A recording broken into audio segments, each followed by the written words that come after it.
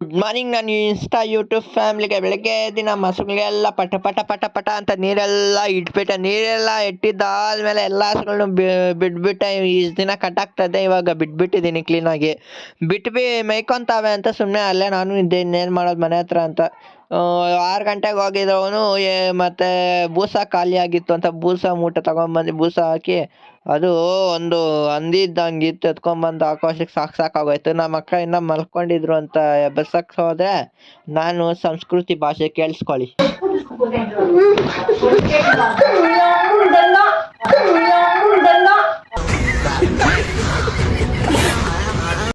ಅದಾದ್ಮೇಲೆ ಮತ್ತೆ ಹಸುಗಳನ್ನೆಲ್ಲ ಒಂದು ಹಸು ಮನೆ ಹತ್ರ ಬಂದ್ಬಿಟ್ಟಿತ್ತು ಅಂತ ಮಿಕ್ಕಿರೋ ಹಸುಗಳೆಲ್ಲ ಪಟ ಪಟ ಪಟ ಅಂತ ಕವೆ ಬಂದ್ಬಿಡ್ತಾ ಇತ್ತು. ನಮ್ಮ ಅಮ್ಮ ತಗೊಂಡಿರೋದು ವಿಡಿಯೋ, ನಾನಲ್ಲ.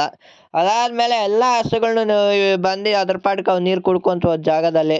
ಮತ್ತೆ ಎಲ್ಲ ಹಸುಗಳಿಗೂ ಕ್ಲೀನಾಗಿ ಮೇವಾಕಿದ್ದಾದ್ಮೇಲೆ 4:15 ಆಯಿತು ಅಂತ ಹಾಲೆಲ್ಲ ಹಸುಗಳಲ್ಲಿ 4 ಹಸುಗಳಲ್ಲಿ ಹಾಲೆಲ್ಲ ಕರ್ದಾಕಿದ್ದಾದ್ಮೇಲೆ ಮತ್ತೆ ಮನೆ ಕಡೆ ಕ್ಯಾನ್ ಎತ್ಕೊಂಡು ಹೊರಟಿ ಮತ್ತೆ ಮನೆ ಹತ್ರ ಹೋಗಿ ಕರುಗೆ ಹಾಲು ಕುಡಿಸ್ತಿ. ಎಲ್ಲರೂ ಬಾಟ್ಲಿಯಲ್ಲಿ ಕುಡಿಸೋರಿಗೆ ನಿಮಗೆ ಒಂದು ಸೊಲ್ಯೂಷನ್ ಹೇಳ್ತೀನಿ ನೋಡಿ. ಈ ಥರ ಹಗ್ಗ ಇಟ್ಬಿಟ್ಟು ಕಟ್ಬಿಟ್ರೆ ಅದು ಕರುಗೂ ಆರಾಮಾಗಿರುತ್ತೆ, ನಮಗೂ ಟೈಮು ಬೇಗ ಆಗುತ್ತೆ ಅಂತ. ಅದಾದಮೇಲೆ 5:15ಗೆಲ್ಲ ಎಲ್ಲ ಹಸುಗಳಿಗೂ ಫೀಡೆಲ್ಲ ಕೊಟ್ಬಿಟ್ಟು, ಫೀಡೆಲ್ಲ ನಾರ್ಮಲ್ಲಾಗಿ ಇವಾಗ 3 ಹೊತ್ತು ಕೊಡ್ತೀನಿ.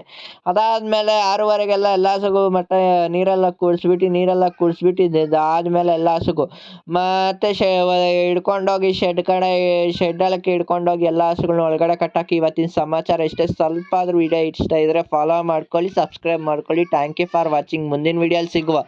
ಈ ರೈತನ ಸ್ವಲ್ಪ ಮುಂದಕ್ಕೆ ತಳ್ಳಿ.